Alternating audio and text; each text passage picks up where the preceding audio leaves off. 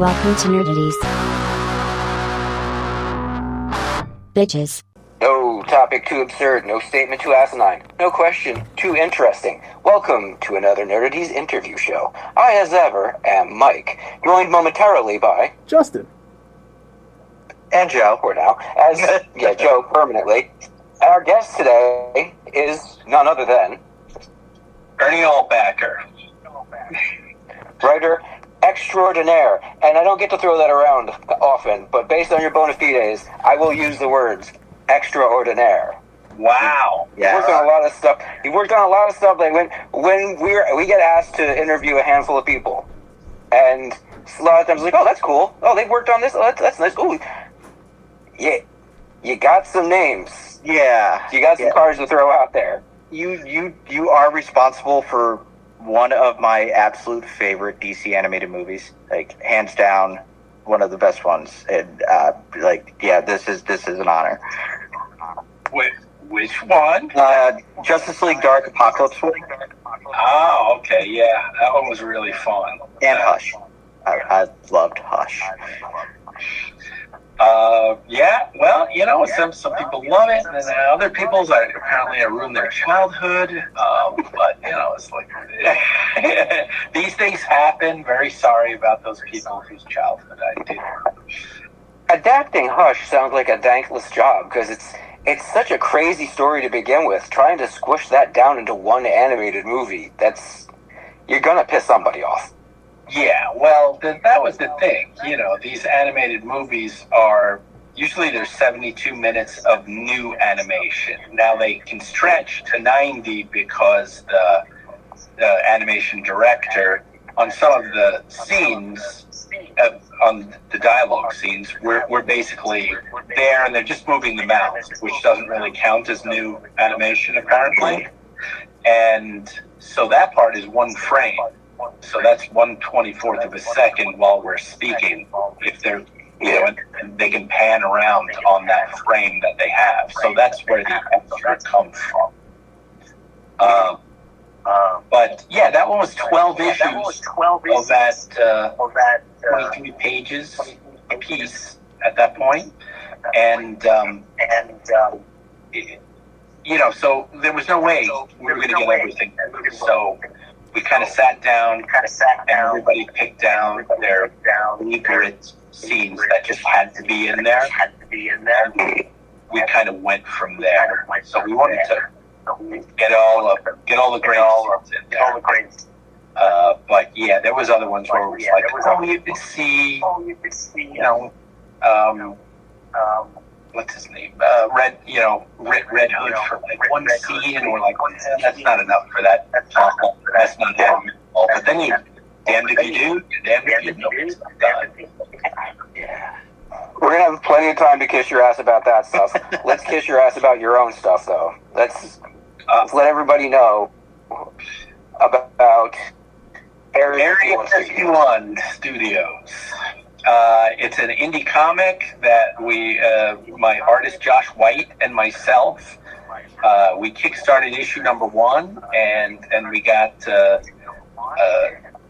some great interest, and a lot of people came back. We're doing number 2 right now. I think we have about 10 days left. We've reached the goal, so it is number 2's coming out. It was based on a novella that I originally wrote a while ago, and it was one of the projects I brought to Comic-Con for kind of a writer-artist meet and greet.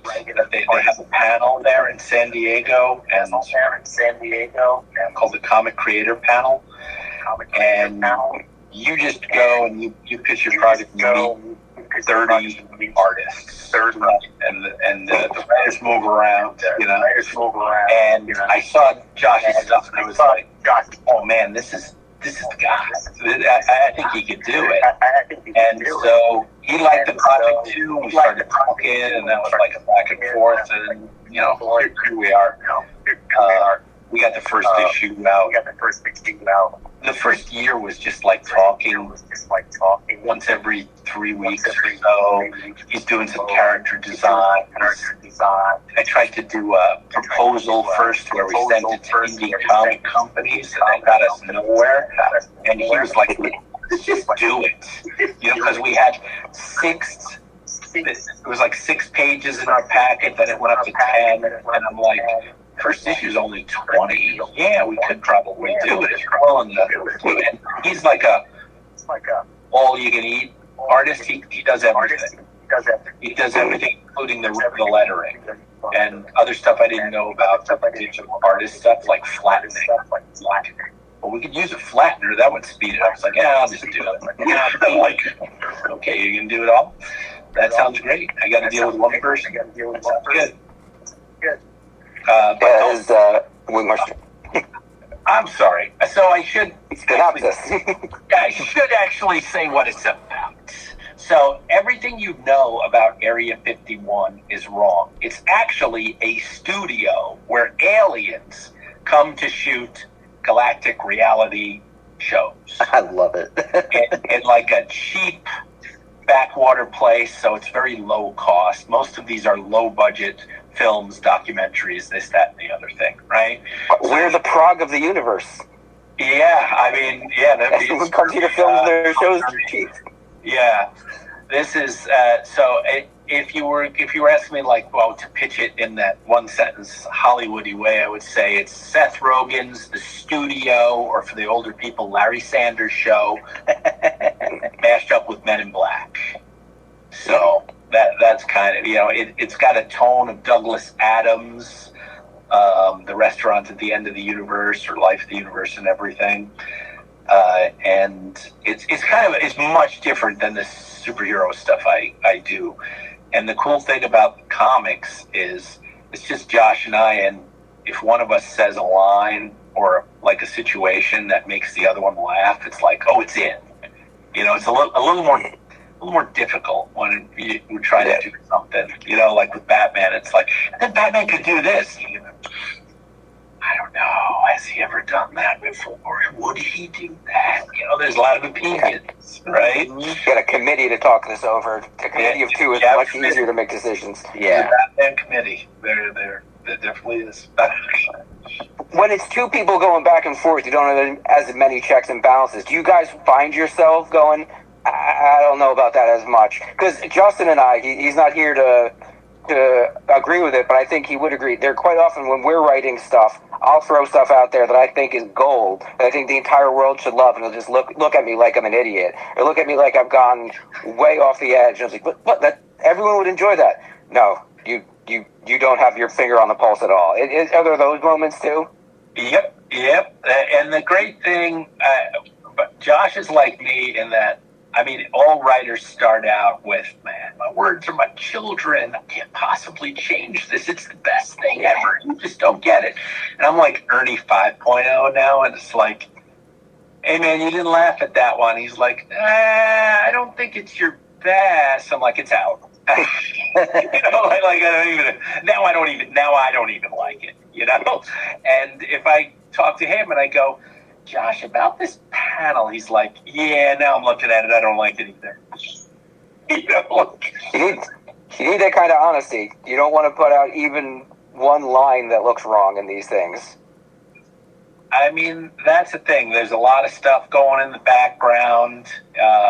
There's a lot of inside stuff, and now we're at issue 2, so we've kind of we're expanding the world. There's more aliens. There's more worlds. The show is now being done by our main character, producer extraordinaire, as I describe him, Zephyr Boone. Extraordinaire. Yeah, and there's just like a lot of funny moments, and there's a lot of inside stuff. If you're the type of person that likes to go to, Comic-Con or considers going to Comic-Con, like, this is for you. Completely misses going to Comic-Con. Yes. COVID. If you haven't been there in that long, yeah, we're that kind of people. I haven't been there since 2013. 2013, I think was the last one I was at. Sad. And I That's kicked myself because unfortunate. I lived in San Diego for 3 years and never went to San Diego Comic-Con. Ooh. Yeah, I always kick myself for that. Never, like, downtown was literally, I don't know, a 10-minute drive from my apartment. Oh my God. Yeah, so. Ooh, shit wet. What are you wasting your time doing? What better thing did you have to do? I mean, if you're going to tell me, like, the Swedish ski team was in town and they needed a place to stay, and Wrong guy. Place, you know. Wrong guy. So, yeah. I think the better question would be, what were you smoking? There you go. Yeah, I was very much ingrained into the Southern California lifestyle. So, yeah. Well, now you got to make the trip. I mean, you guys are on the East Coast. New York's good. You know, but Been to that a couple times. It's, you know, I've been to a lot of small ones throughout my life, and I'm like, oh, these are adorable. And then you finally go to New York Comic Con, you're like, I'm on the threshold. I'm right on the threshold of what one of these things could truly be. And it is insanity. People just don't understand if you've never been to one. Yeah. Philly's nice. Philly was fun. That one was okay, but it's not New York. It's not the Javits. The Javits is just... Adam West drove right past us on a golf cart. that's good. That's a Comic-Con-like memory. Joe's claim to fame. Oh, and seeing Shatner. That was cool. Seeing from a distance. You didn't drop to like $200 to actually shake the hand. Like, I can't say. It was like this big. Yeah. 50 feet away. One of my last Hall H panels, Hall H is the biggie, right? In San Diego, and this was a long time ago. I don't wait. They wait overnight now, and I'm like, unless I've got something to do with the project or I know somebody and they can get me in, I'm not going to wait. You know, hours and hours, but there are people who camp out overnight now. Mm-hmm. But I remember it was the entire cast of Next Gen and the entire cast, all of whom were alive at that point, of original. And so you had the two captains next to each other. And it was a good panel. So cool. So cool. It was a good panel. One of those once in a lifetime kind of things. Are you happy, Joe? There's nobody here to poo-poo on your Trek moment? That happened? Yes, all the Star Trek. Joe tries to evangelize Trek a lot on our show, and it's weird, because a couple of us were raised with it in different ways, but we just won't give him the satisfaction of buying in. Really? Just to torment him. Old Trek, new Trek, I love it. I love it all. I'm a fan of all Star Trek. Even Star Trek. Me too. I mean, like, Picard was amazing. So right? good. Like, I want Legacy to happen because the way it ended, I need to know more. I want to know what Captain Seven said, and I want to see her adventures on the Enterprise G. And then Q showing up, I'm like, give me more. Just give me more. And then what they're doing with Strange New Worlds right now, just keep it coming. Just keep it coming. I'm going to, I don't know if I can I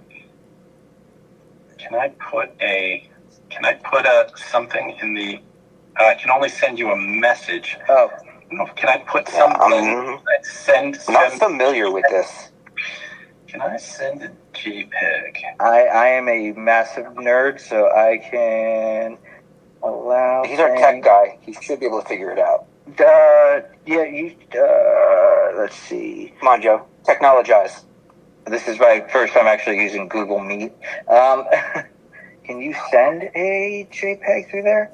Or share? I still think this is a horrible name for an app. Google Google Meet Meet. Something else to me. Well, this used to be Google Duo, is what it used to be. Not much better. No. A little sexier. Do I have a way? You know what? I don't want to bore you guys. Well, send it. You can send it to nerdities@gmail.com. If it's Trek related, he'll wait forever for it. I will totally. Yeah, I actually got the email open. Here, I'm gonna send this to you to show you. I do a lot of hat tips. This is in this, like, every name, every world name and stuff. It could be a jumble of an author or a movie or a character.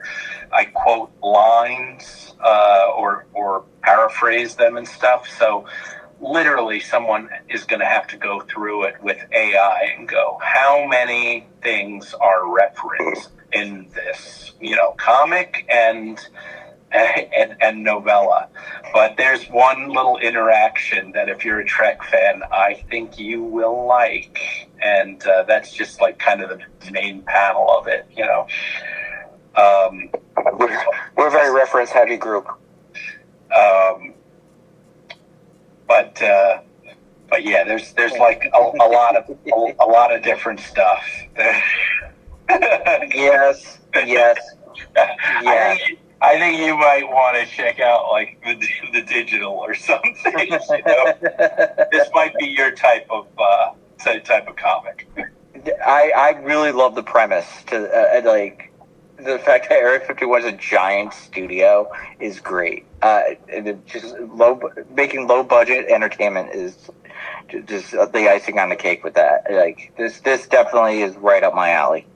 I mean, it comes out that later all of these things are like real. Like where we're getting the ideas for aliens is it actually happened someplace, or Star Wars, right? And then now they're just adapting it into different solar systems, how they would see it. How would snake people see it, right? So the snake people TV is actually a heat monitor. So they're like flicking their tongues out, and they're at a predator image, right? Like that's how they sense the show, right? So a lot of nerd thought goes into the tech, and it's never going to be one of those things where people go, well, that shouldn't be. I'm like, I'll tell you exactly why that is. I scienced the shit out of this. Don't tell me. Yeah, you want answers? I got Bafflegab fake answers for you that will be canon. You originally put it out as a novella, and then you bring on Josh as kind of a co-creator. Was the novella a strong, or was it kind of a strict template, or as soon as you brought him in, it was kind of like start from scratch, or just go over the novella and find what works together? Well, the novella never went out, right? It was just okay. Like my agents were like, we can't pitch this. We don't understand it. I mean, this was a while ago, right? It was just like superhero or nothing at that point. So, this thing wasn't going anywhere. But I couldn't get it out of my mind. So I wrote this novella on the side, not knowing nobody wanted novellas at the time. Now they are a little bit better. So in our first Kickstarter, we actually got a small publisher to step up, and they actually published it. So it's not a self-published thing. They actually did it for us. It's a very small publishing company in South Carolina, but they were great. And so, we raised a little more money to cover publishing costs. So this one, now we've just dropped it down because we have some of those left. But we have basically a digital copy of the book. For those people who are like, I don't like doing it until all the issues are out. I'm like, well, we're going to stay. The beginning, middle, and the end, the big points are going to stay the same. But once Josh came on, yes, then all of a sudden he's drawing things, and the character looks so cool. And I'm like, what was a one-sentence mention in the novella is now suddenly a recurring character. So there's a lot of different things, because I like that. I like having the different versions, if you will, of the same thing. It's so in this form. I'm not going to get all the detail and all the references because that would be boring. That would just be like lists, So you got to pick one out of a page and follow that. So it it is a little bit different. It's a comic book. The novella is a little bit, wordier, and I can go deep into just meaningless little nerdy things that kind of tickle me. I mean, when I was writing, and I was just writing it for myself because absolutely no one wanted it. So it was just a little side project that I did on my own while I was getting cartoon work and stuff. This is before any of those movies that you guys liked. It was more like, I guess it was after Spider-Man. That was my first job, but I don't know, whatever I was doing in the early 2000s or 2005 or so, I was like, I can write this. I did watch your episode of Extreme Ghostbusters just before. Ghostbusters, it was our childhood, it's near and dear. And the fact that we're also in New Jersey and you did the Jersey Devil episode, that was icing on the cake. I'm like, this is awesome. That punches above its weight for a single episode that my friend Jim Krieg and I did together. And we pitched like 3 things, and we were like, these are our A ideas. And they all got shot down because they were already doing something like it. And then nobody knew. At that point, there was no Jersey Devil movie, and it was just, I'm from Long Island, so I had heard about Jersey Devil and the Pine Barrens and stuff like that, right? Drank in the Pine Barrens a couple of times. You hear the Jersey Devil story from a Jersey idea. Yep. And I was like, well, there's this legendary monster called the Jersey Devil in the Pine Barrens, and it's like a dragon, and a guy shot a cannonball through it at one, and they're like, oh, that, and so we ended up doing that episode, and man, so many people mentioned that episode. It's weird. It's weird that Ghostbusters never did a Jersey Devil episode, and ironically, we live in the Pine Barrens. Like, we're like, the Pine Barrens are literally like 10 minutes away. Your backyard. We watched them burn. Yeah. Unfortunately. But it just struck me how Ghostbusters at no point in real Ghostbusters never did a Jersey Devil episode like I got. But thank you for bringing the Jersey Devil to Ghostbusters. The Extreme Ghostbusters. Yeah. Extreme Ghostbusters. Yeah. When you're working in a writer's room like that, I just gotta cut to it. Did you actually get to interact with Dan Aykroyd? Because I know he's knuckles deep in Ghostbusters. Oh no, I didn't. Now the story editors, yes, perhaps. Okay. No, we were freelance writers. They gave away freelance episodes. I don't know if there was a staff on that show or they just gave out to their friends. They would pull them in. Everybody kind of knows what they're doing, so you come with your pitches, and we were lucky enough to have one approved. Has to get past them, then it has to get past the studio also, the network saying, Jersey Devil. They could have said, oh no, demony. That's too demony. That's too devil-y, because that happens. When I was on Spider-Man, I think one of the, I'm not going to say that the Green Goblin, but I thought there was a character where it was like it looked satanistic. But there was definitely a show I was on where it was like, you can't mention devils, you can't mention demons. The Spider-Man show, famously, I wasn't really aware of Morbius, and I was a comic fan at the time, but they really hadn't done much with Morbius, and the first introduction I had to him was on the show. So for a decade, I was like, oh, you mean the guy who drains people's life with his hands? No, dumbass, he's a regular vampire. That was it. Yeah. Yeah, they had to change that because that was demonic. Yeah, so... Yeah. He can't bite people, he can't show blood. Okay, he's draining their plasma through his hands. Yeah, that's a lot less creepy. There's no way they would have let that go. Yeah. Something a bit sensual about a pasty white guy biting mostly women on the neck to stop their life force. And never the old granny either. It's always someone young and hot, right? Mm-hmm. Aunt May looks tasty. If you're a vampire, I'd go for Aunt May. It's probably aged very well. Your blood is dust. I don't want it. I have a question about I'm looking at the preview pages of issue 2. There's a character who looks very much like Ned Flanders. Is that intentional? You know what? That came out like that, but no, I don't think it was intentional. Although with artists, sometimes it's the last thing they've seen. So if Josh was watching The Simpsons that night, that could be it. You know. But it's interesting. I saw that panel, and I thought Walter White. I thought Walter White in the first season.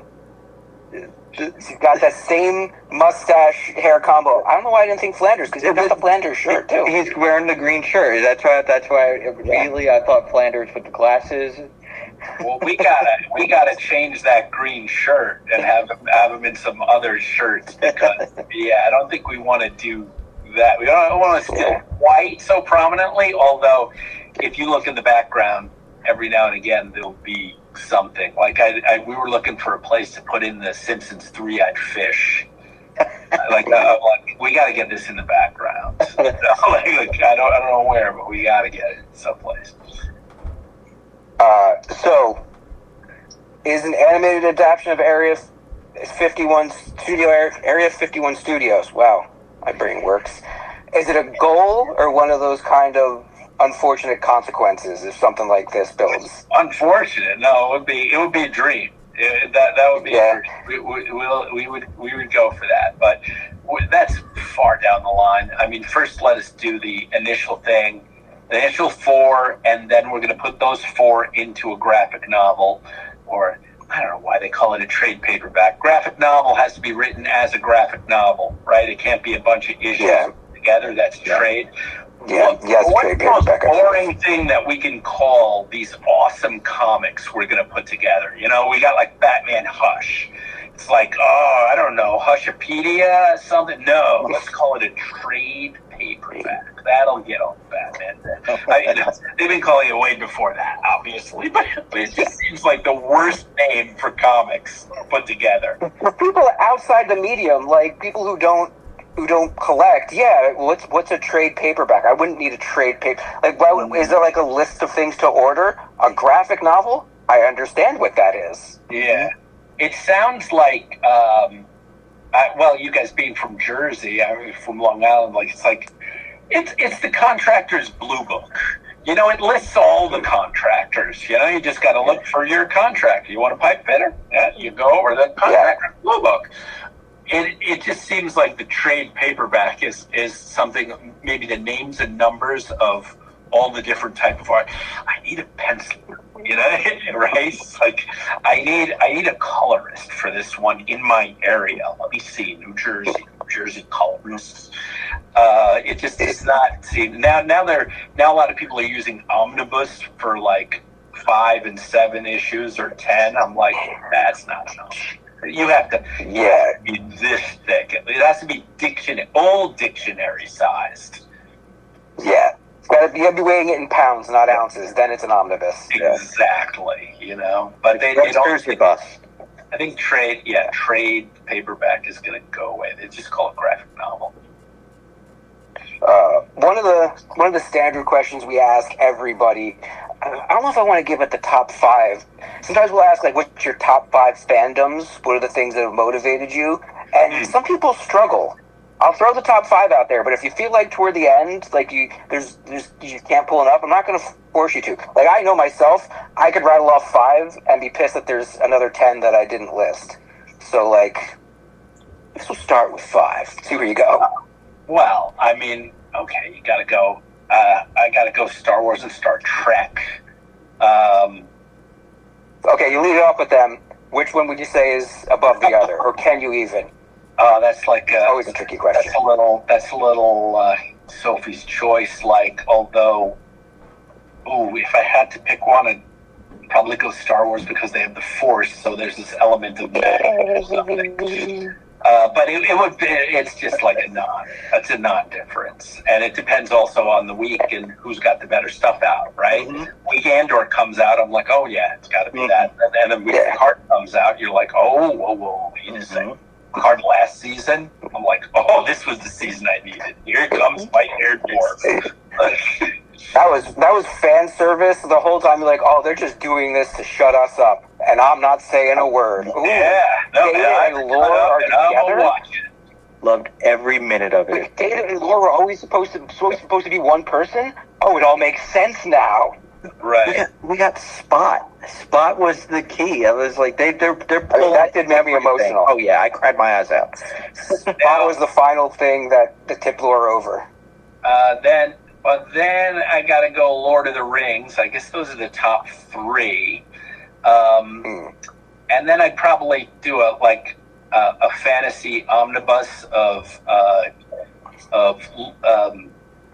like your Game of Thrones, Wheel of Time, and some of the other ones that are, they're great, but they're not those first 3. I get, is Aliens one? I am an Alien. I'd consider it. Mm-hmm. Oh, ahead of Aliens, I suppose I would put Serenity / Firefly. I really love that. Why isn't that coming back? Just come on now. And I've already solved their problem. I've already solved it. He's got a twin, or they clone him. Someone has cloned the guy. He doesn't have memories. Everybody else loves him except for his wife, who finds him. That would be perfect torment. That would be incredible Joss Whedon torment. Run with that, So yeah, it could be a brother, could be the twin brother, or some evil person has cloned him and using him as a pilot, because it all comes through. There's so many possibilities for both angle. If like you said, if he's a clone, you have a blank slate that you could apply any emotion to, and it would make sense for his wife to dislike him because of all the baggage that comes along. But if it's the brother she's never liked, but now seeing him... Exactly. And so many memories come flooding back, and then you play with viewers' emotions. Would she actually fall for him, or does she come to realize that she's over him because of interacting with him? That's a great path to go down. Like, she's always hated the brother, but to everybody else, they're remarkably similar. It's just like... I just think there's that one thing she sees different. There's that one thing that Wash had that the brother didn't have. And it's like, yeah, when somebody calls him Wash, and she just gets really pissed, or he goes, "Yeah, you guys can call me Wash. I really love my brother. It's if you wanna honor him that way." And she's like, "Do not do that. I will blow your head off. I will blow your head off, Rick. You are not Wash. It's my last name. Not anymore." Yeah, not on this boat. It's not. Not on this boat. It's fun. It kind of feels like we're sitting here too. It's like, yeah, that's a great plot. It's kind of also the plot of Beer Fest. It's the way they end Beer Fest. I was going to say, why don't you call me Landfill? Landfill. Why do you call me Landfill too? I don't care. I don't care that it's so cheesy. Alan Tudyk needs to be a part of it. I'd buy it. And it says something huge about that series. 1 film and 13 episodes, and it still holds strong because no fat on that. All lean, all beautiful. It is damn amazing.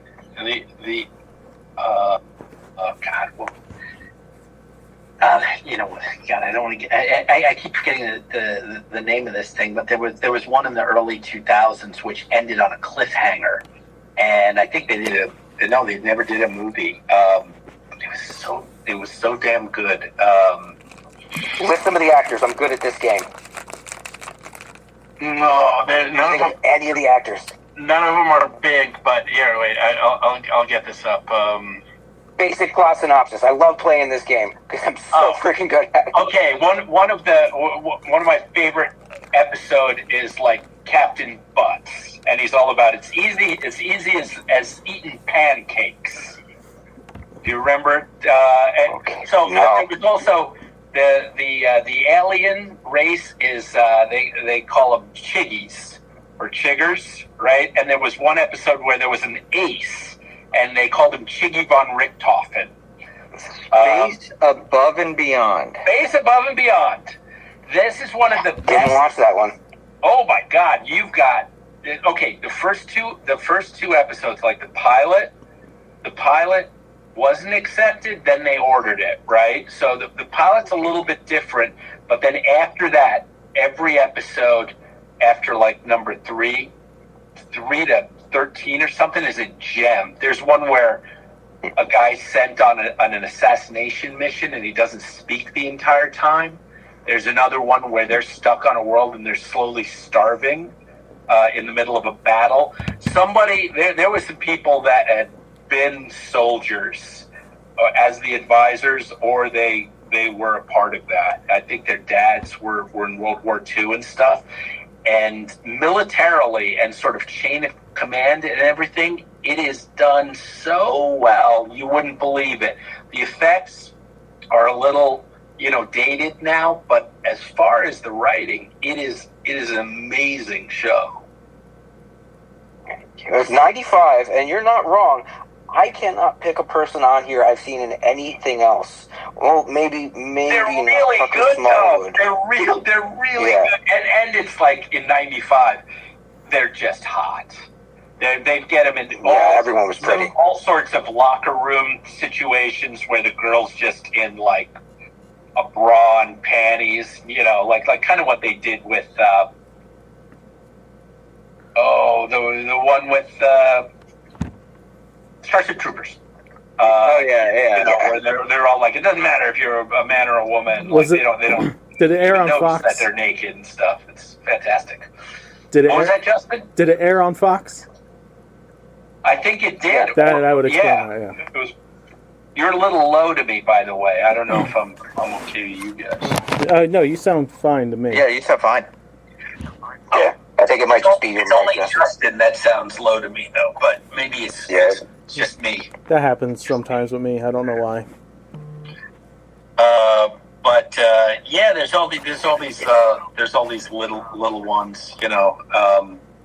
I'm trying to think of something that's kind of out of the fantasy / sci-fi area that I really liked. I really loved Magicians, and what do you call it? The Expanse was amazing. Also, that show. If you haven't watched that, I think episode number 4 is an amazing. Like it gets into a battle that I love. Battlestar Galactica, the Ronald Moore Battlestar Galactica, but it had very few kind of battle sequences that I hoped for. Like the last episode of Next Generation, they finally had a ship coming like this. It's like space. They don't have to come at each other. They had a couple battle sequences in the last thing or the last season, and then the last episode or the episode before last was this final, like, we have to go to the planet and do a full assault. Well, in The Expanse, you get it like in episode 4. You're like, oh, this is a space battle, Well, you can come at any angle. You're not just. It's not like old school Star Trek where it's just like the Enterprise is here, the Klingon ship is here, and they're just like, okay, we're gonna fire phasers, photon torpedo. Well, and it's also the they fire and they got to go past each other. Then you got to go around and stuff. So I think they had some physicists on The Expanse to say this is how a space battle would go, and it helped. So we covered most of the standard stuff, Justin, but we haven't asked the most important questions. It's good that you came in. And you can ask it because Joe keeps fucking it up. Sorry, Joe. The last few times you've asked it, you didn't ask it properly. I know Justin knows it verbatim. Yeah, because I created the question. Yeah, you should. So, pizza is very important to us on the show. I think to culture in general. Where do we sit on the great pizza debate, Sir Ernie? New York style. Okay.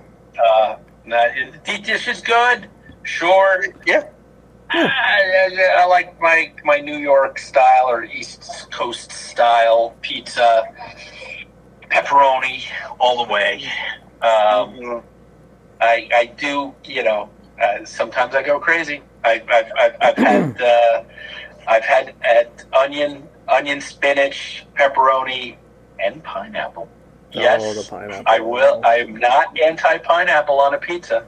I know that's a. I'm not gonna hate on people's pizza toppings. I'm just not gonna do it. If you want to do Hawaiian, all right, man. Don't put it in front of me, but all right, have fun. I've tried it. I've tried it on several occasions. My wife is a big fan of Hawaiian pizza. I can't get into it. I'm not gonna yuck anybody's yum. But you're West Coast, yeah? No. Oh, yeah. God. Well, now, but I was raised in Long Island. Okay. So fair. That's why he gets it. That's why it's an obvious answer. Yeah, right. But like, I'll give California credit.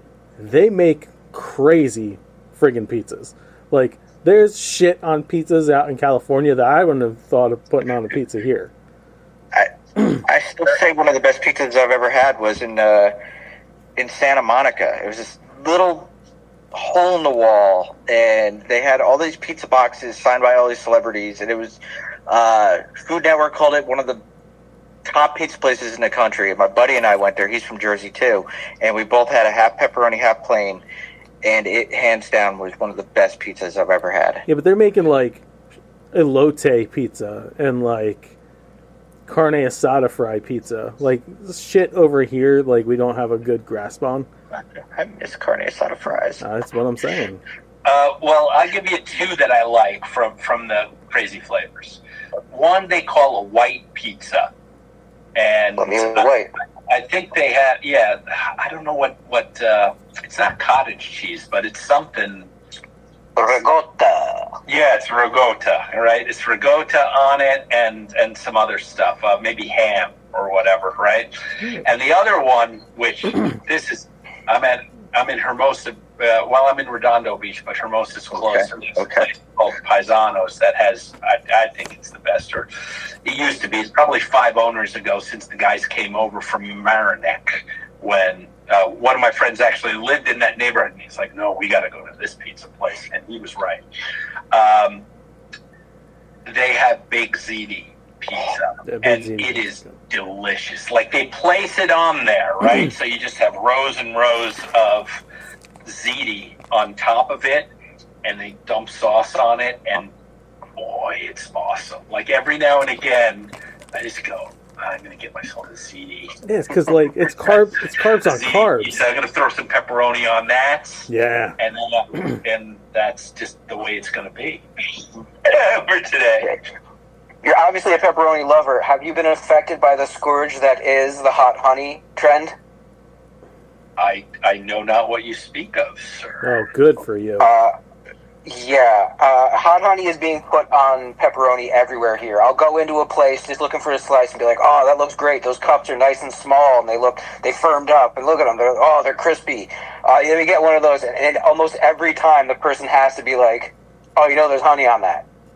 Well, never mind. Give me another minute. Because the first one I had was okay, but then it was all downhill from there, and it's everywhere now. I'm surprised it hasn't made it out west yet. Wow. Well, they've already ruined several boozes with this honey flavor, but that tastes change, I guess. Although Zima did come out, and I didn't like it then, so I wasn't a fan of Bartles and James either.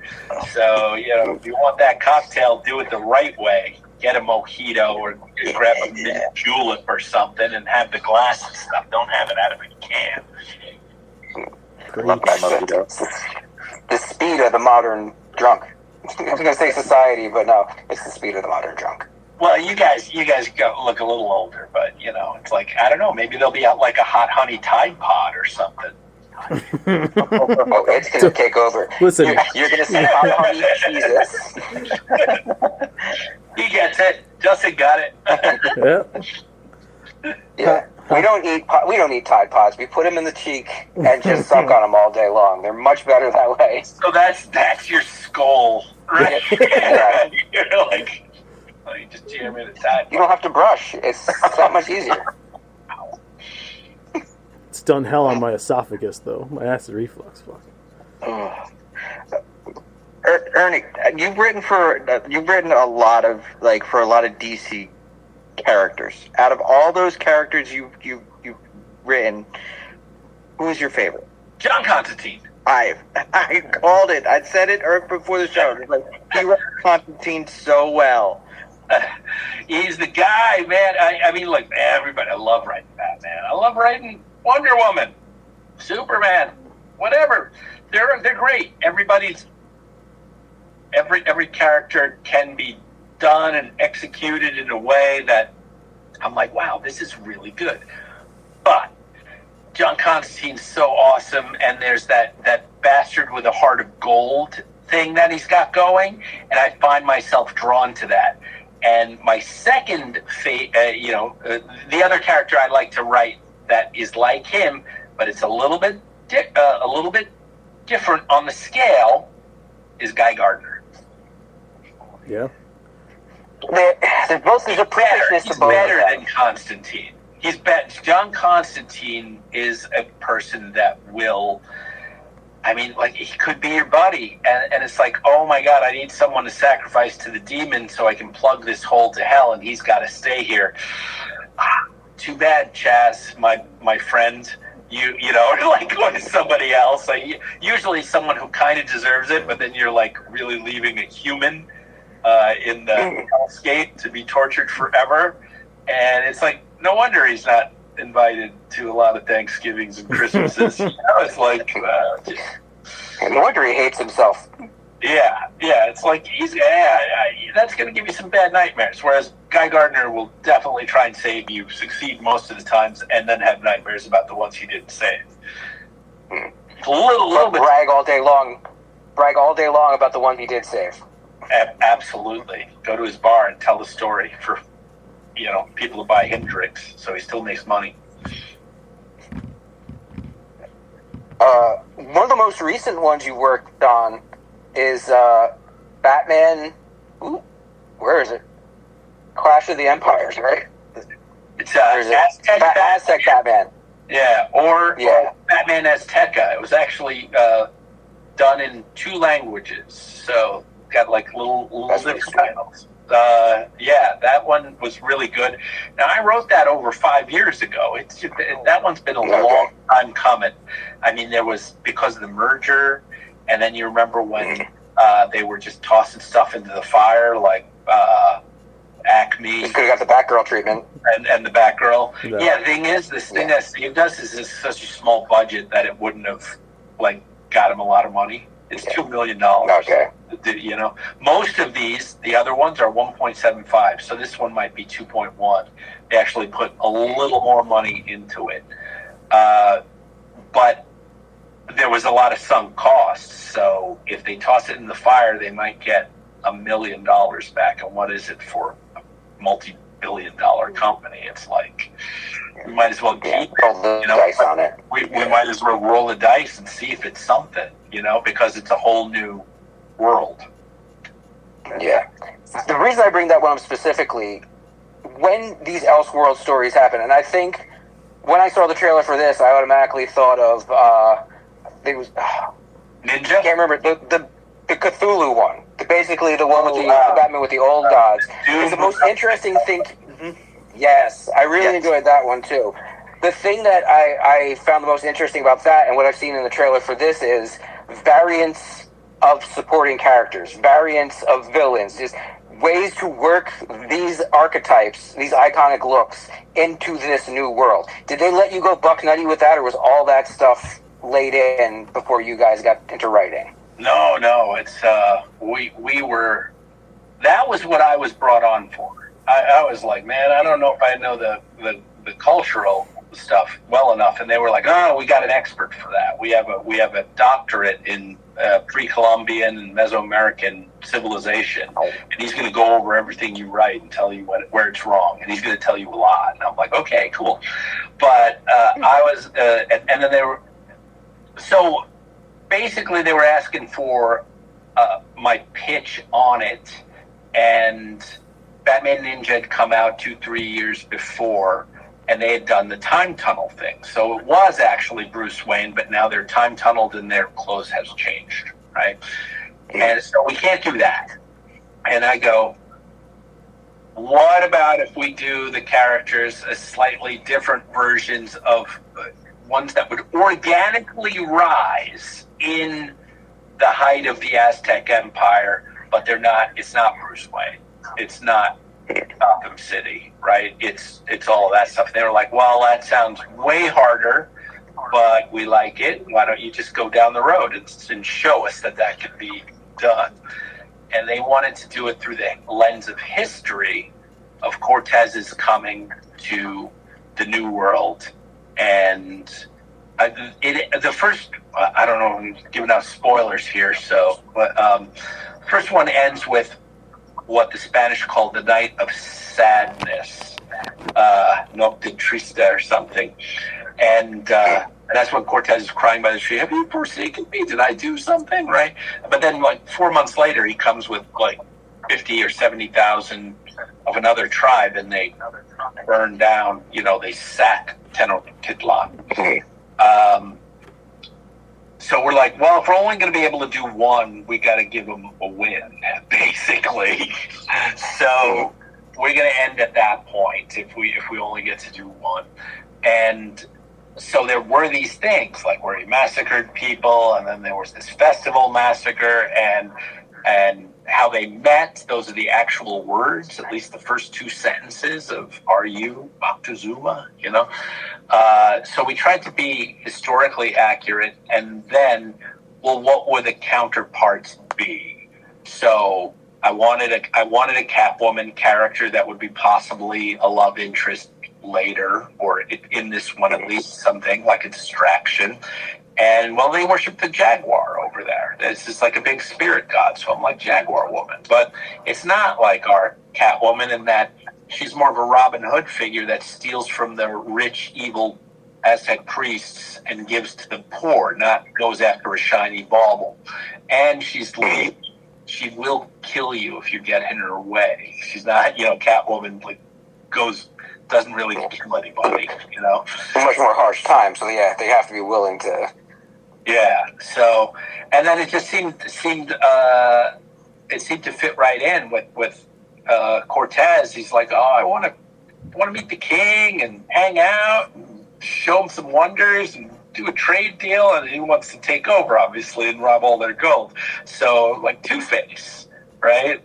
Let's use that. But he's also Deathstroke with a sword. At least with his sword, he's Deathstrokean, and that's why they got the mask in there. So, plus that was a plot point to hide that until he showed his monstrous nature a little bit later. So, that was really fun doing all that stuff. It was supposed to be longer. At first, it was a show. It was like a prestige miniseries, 6 episodes of 44 minutes apiece. So we would have had like 4 hours to do stuff, 4.5 hours, and we had a Robin in there. We had a clay monster, which would have been Clayface. Penguin would have been more of a thing, not a. Oh God! Really? It's a spoilers if you haven't seen it. There's a mid-credit scene that you might want to check out. But, yeah. So yeah. Thanks for the poop on that. Yeah, it's one of the most interesting parts about those is seeing the different takes on classics that we're used to. I'm looking forward to watching it. But we are almost completely out of time. We want to make sure everyone knows Area 52 Studios again. 51. It's already... Area 51, I'm sorry. Yeah, I don't know, I wrote that down earlier, and it keeps getting stuck. Area 51 Studios. The Kickstarter has already been kicked, but there's always stretch goals, and it never hurts to... Well, if you get in, if you follow the project even, right? First of all, anybody that even backs us with $1, they get their name in the comic on our wall of fame for people who backed that thing. It goes in the order of whoever backed us, right? So there is that element of this time it was like, I'm first, right? Like we immediately got 2 or 3 people who wanted to be first, so there'll only be one. And that way what we didn't do in the first issue that we did the second issue was we did a 20% discount on all tiers for the first 48 hours. So the only way you will definitely get a reminder is to follow the project for number 3. And that way you'd be like, you could be in. Only the project followers. I mean, I put out social media, but how many social medias do you miss, right? You don't go there. You're like, crap, I could have just, we have a draw me in, right? And it's a pain in the ass because we're done with the comic, and then we're like, well, we're going to put a person in now, or get the alien face in there. We might have to change a panel, or this is all Josh. So I'm like, yeah, we're taking the draw me in, man. It'll be fine. Josh is damn. So this was a mistake we made. There was 3 draw me ins they went down from $250 to $200. So it was like, it's $50, right? If you're the type of person that collects that, like, I want to be in a comic, and we sold out. We sold out the first day of the sale price, bam. And then it turns out that we didn't know, because it was hard to put in 4 last time. Like we didn't have the background characters. We had to repanel an entire page to like make it make sense, and so it didn't pull the story out to make it like a featured background player, right? He's like, all right, well now we're just going to do 3. Well, all of the categories refreshed to regular price, and now there's 3 more. And we've already got 4. It's a one taker, and I know there was another person looking at another one, so we could possibly have 6 this time. Oh, and I don't know where we're going to put them. I'm like, I might have to add a page or something. And I have to like do a new story to just add some draw me in characters. So another mistake by us, but now it's a second level mistake. First one, we were just bummed left. Just have them running through the gutters. But yeah, thanks a lot. I don't want to bore your people. What I will do is, so we're gonna do issue number 3 in February. Would you like me to contact you, and maybe we can get us on during or the first week of the Kickstarter, or I will just tell you guys when. Absolutely. Yeah. Please just follow the project. You don't have to donate anything. Follow the project, and you'll get a reminder. If you want to join in, but you can definitely check it out. We've got our preview pages on there, and if you can follow me. I'm the only Ernie Altbacker in the United States, so it's just my name there, and it's at Ernie Altbacker on Facebook, X, Instagram, and LinkedIn. And I'm probably not joining anymore because I'm too freaking old. I'm not going to dance for you on TikTok. I'm not going to put anybody through that, man. I'm just not. Yeah. No Snapchat for our generation. Done with that crap. I'm here. Twitch? I'm like, do you mean TikTok? No, Twitch is a separate thing. It's like short. You got to make these. I'm like, no. You damn kids. And screams at internet. Thank you for your time. I hope we help get a few more eyes on the project. Doesn't need it, but more eyes always better. Yeah. Continued success. Thank you for your time, Joe. Want to kiss more ass? No, thank you. I just followed your socials while you were saying that. I was going, okay, all right, here's Twitter, all right, here's Facebook. I'm easy to find, right? But Ernie Altbacker is like, or even in fact, Ernie Alt, and it usually comes up now. Like I'm getting up a little bit. Not a lot of famous Ernies, right? Since Borgnine died. I mean, like how many? Just you and Hudson. Yeah. And Ernie Hudson. We don't do our standard lengthy goodbye on interview shows. We just do the classic sign off for every nerdy show. Fuck bye. Fuck bye. Fuck bye. Wow. Goodbye. Yeah. All right. Because of the end of civilization, the Clamp Cable Network now leaves the air. We hope you have enjoyed our programming, but more importantly, we hope you have enjoyed life.